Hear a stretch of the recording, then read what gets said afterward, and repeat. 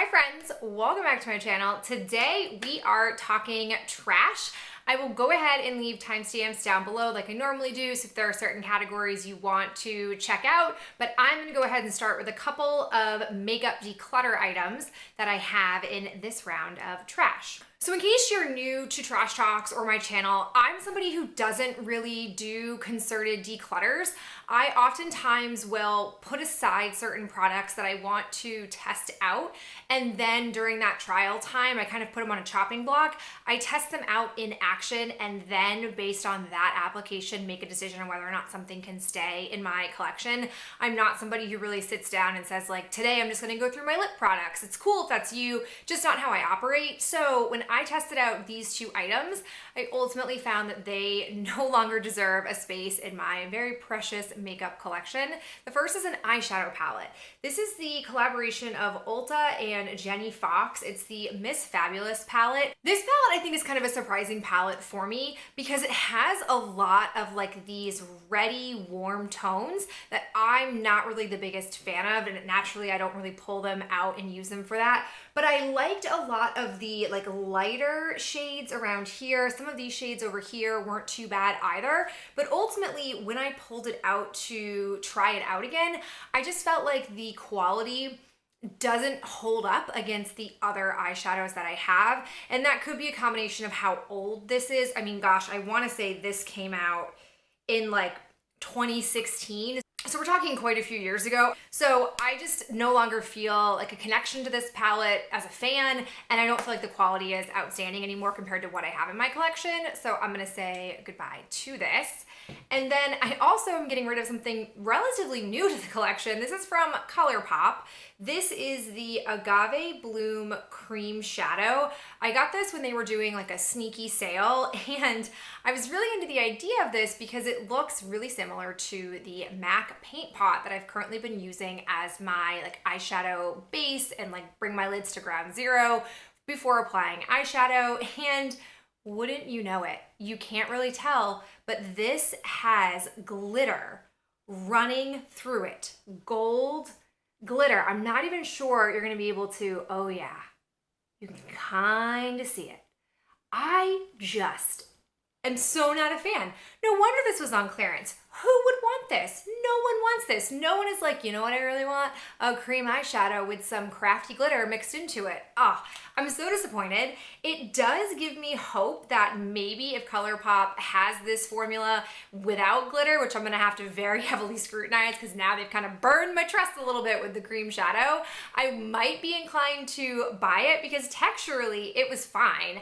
I can't. I don't need glitter, and it's the kind of glitter where it will fall out when it dries down, no matter how I apply it, because I have semi-hooded lids. As soon as that type of formula, whether it's shadow or cream, dries, the glitter starts to fall under my under eyes, and it's just not a look that I'm going for, not a cute look for me. So both of those are being kicked out so that I can focus on the items that are worthy and deserving of being in my collection. I have an unusually high amount of skincare products to talk about, like full-size skincare products, so we're gonna go ahead and bounce there. The first one that I have is one of my favorites. This is the Kiehl's Rare Earth Deep Pore Daily Cleanser with Amazonian white clay. It's meant to exfoliate and detoxify. This is basically what I use as my morning cleanser. I am somebody who is okay spending a little bit more money on a cleanser because I do feel like my skin, although a cleanser isn't on your face super long, I feel like my skin responds well or terribly to cleansers, and my skin really does work for this. It is not the kind of face wash that I could use twice a day. Like if I was going on a trip, I probably wouldn't want to bring this as my only face wash because it is kind of exfoliating, but I do think it works well for my somewhat acne prone skin. I can't use this back to back because unfortunately my skin adapts to it, but I am planning on picking up another one of these during the Sephora VIB sale because it's one of those things that as soon as I finish up the one that I currently will work on, I'm gonna wanna bring this back. I can't seem to find anything as good as this at a cheaper price tag, so big fan of this. Also used up, took me a really long time, but I have this Body Shop Aloe Calming Cream Cleanser. This is not for me. I had a really hard time using this up because I bought it last winter, but I purchased it kind of around the end of winter, and it's super moisturizing. It's really creamy. I think it's really meant more for people who have dry skin, and I don't really struggle with moisture. I'm very normal leaning. Occasionally I'll get oily, but I'd say I'm more kind of right in the middle for skin type. And so if I overuse really hydrating products, it will cause me to break out. So I waited until this like past round of really dry months, January, February, to work on this. And so I liked it, but I just don't feel like it's the right skin type for me. So if you are dry, you might want to give this a whirl, because it is a really like creamy, feels really good on the skin type of cleanser. Just isn't the greatest for me. We have a third cleanser. Like I said, a lot of skincare that I finished off. This is the CeraVe Renewing Salicylic Acid Cleanser for normal skin. Here's the thing I feel like I've come to find with this whole brand. I don't feel that it is aggressive enough for my skin. I'm someone who, my skin only really responds to somewhat, I guess, harsher types of formulations. And this, while having salicylic acid, which is, my skin does respond well to it, I feel like it's at a really low concentration. So I used this for like a week. I didn't feel like it was doing much for my skin, so I passed it off to Ben to finish off. He didn't really have feelings about it one way or the other, and he does care a lot about his skincare routine. Ben struggles a lot more with oily skin and acne than I ever have. So this also like wasn't miracle working for him. I just don't think it's very powerful, but if you have really sensitive skin, you might like the idea of this brand. I just don't think they're it for me, unfortunately, which sucks because they're a decent price point brand for the products that they put out. So I have a one item that I am decluttering, which is rare when it comes to skincare stuff. I basically got a box of PR from Stylovana, which was super awesome, and a bunch of the products that came in that skincare box I have adopted into my nighttime skincare routine. I did a whole video showing that, but this product was not in alignment with that. It's from Cyrus, I'm probably saying that wrong. It's the My Soft Grain Scrub. And this in principle is supposed to be very similar to those other types of like grainy mix-ins for exfoliant. I tried this two ways. I went the way that they instructed first, which was to mix this into a cleanser, but I felt like the particles in here, the exfoliant in here, I don't know, it just wasn't something that I really liked. I felt like it kind of moved around my face, but didn't really dissipate. I didn't feel like it was doing much of anything besides moving around. Then I tried it without mixing it as a cleanser. That also didn't work because then it didn't really like spread at all. It just, I don't think is the kind of exfoliant I'm here for. It's not as good as the Good Molecules pineapple exfoliant that I've been currently working with. I also tried one from some like really expensive brand from Sephora. I can't remember what it was. Like that was better than this. This I just felt like was not in alignment with what I'd like to use. So I'm gonna go ahead and pitch it because there's no other way I would be able to use this. I have 3 skincare samples in like the serum department. I have the Vichy Mineral 89 Booster Quotidian Skin Fortifying Daily Booster. I don't know. This was fine. I wasn't a big fan of it. It had like a sticky texture, like it reminded me almost of like a hair gel. I wouldn't recommend, very happy to be done with that. Second sample that I have is from Good Molecules. It's the Niacinamide Brightening Toner. I just don't feel like niacinamide is a miracle worker on my skin the way a lot of people seem to benefit from. So this didn't do it for me. I wouldn't recommend this. It's not something that I'm gonna purchase. And then finally, I finished off the Trader Joe's Rose Facial Oil. This came in that little calendar, advent calendar that I had gotten way back during the holiday season. This I have mixed feelings on. The packaging was really hard to get anything out when I would just try to use the top, so I had to actually just uncap it and pour a little bit into my hands.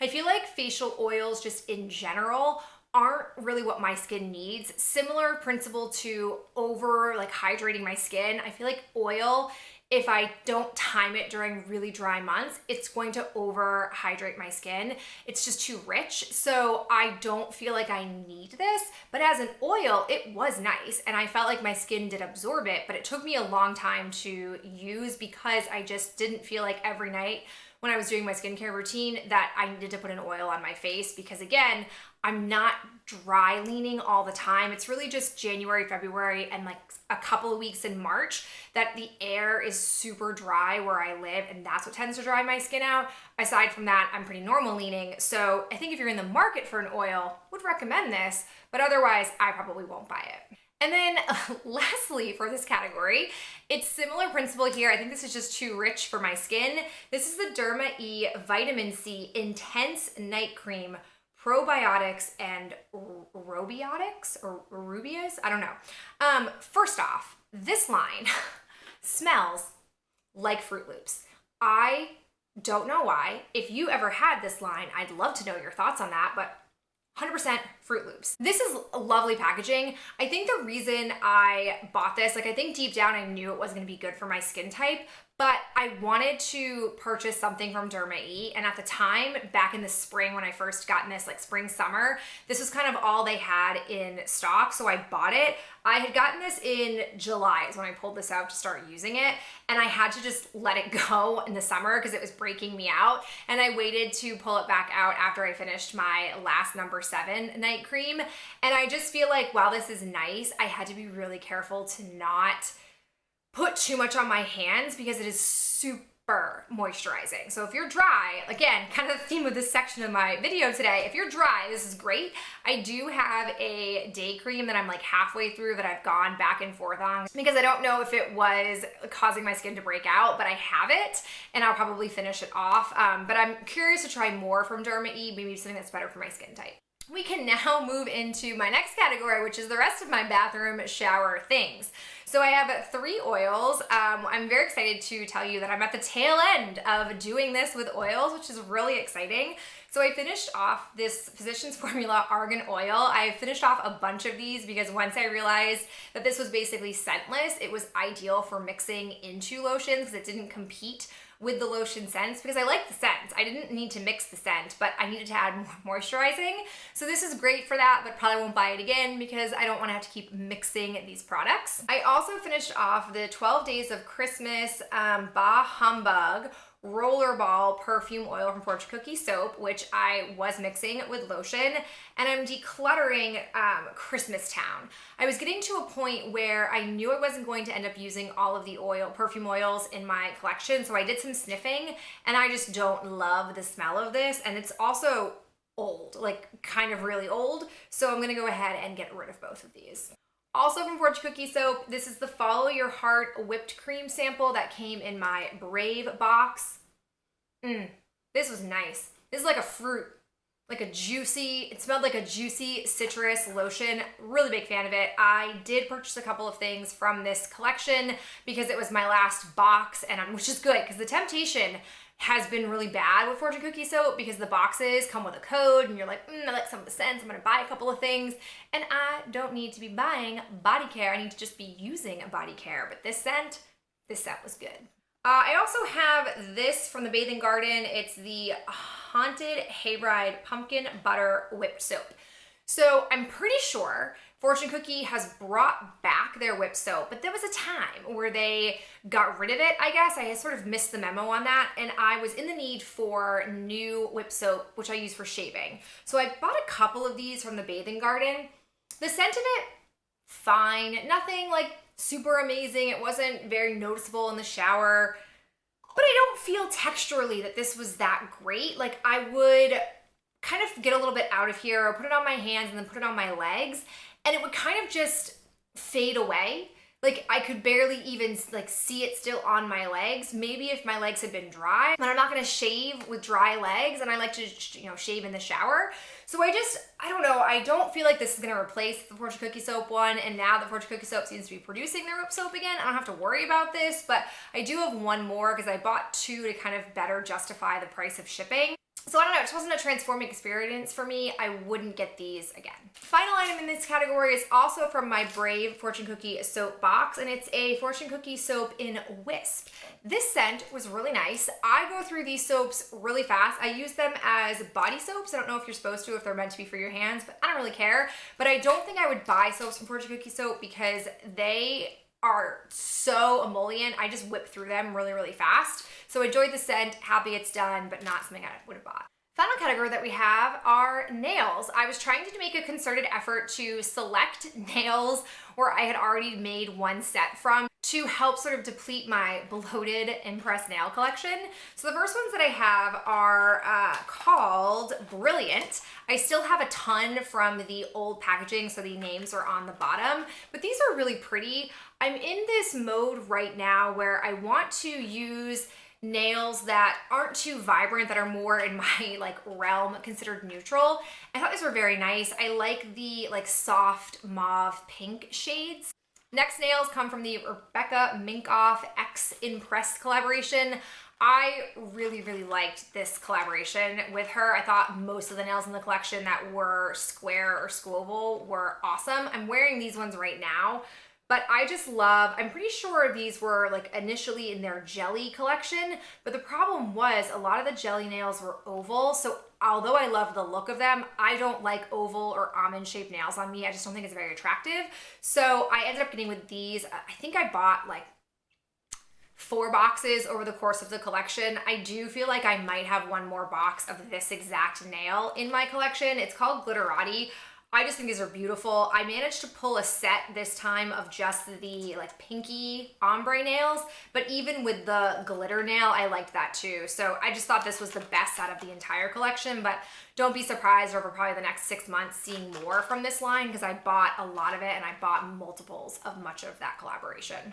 Additional one that I have from Impress is called Queen Bee. These are just like basic French manicure with a little bit of pizzazz. These are really beautiful. They're a very soft nail though, so they don't hold up as well as my other ones, but still enjoy that. I've got one from Dashing Diva, the short collection. This is called, oh, I don't think I know. I think I peeled it off, but similar to the first ones I showed you guys, like just basic sort of neutral pinky tan kinds of nails. It's kind of been my vibe for the moment.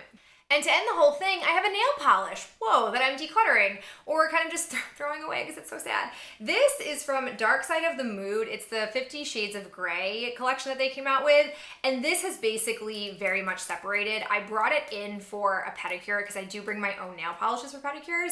And basically my pedicurist was like, don't bring this back. This is basically expired. It's separating. She had to put like 4 coats on. And I will say it always was difficult in that regard. Like I always had to do multiple coats of it, more than I thought I would have to, but I am sad because I loved this dark gray color and I don't think this collection still exists, even though I know OPI packages and reformulates like the same color over and over again. I'm not in the market for buying nail polish, so this is out of my life, but I did enjoy it while I had it. All right, guys, that is it for me and this trash talk. Thank you so much for being here and hearing my thoughts on these products. I look forward to talking to you in the next video real soon.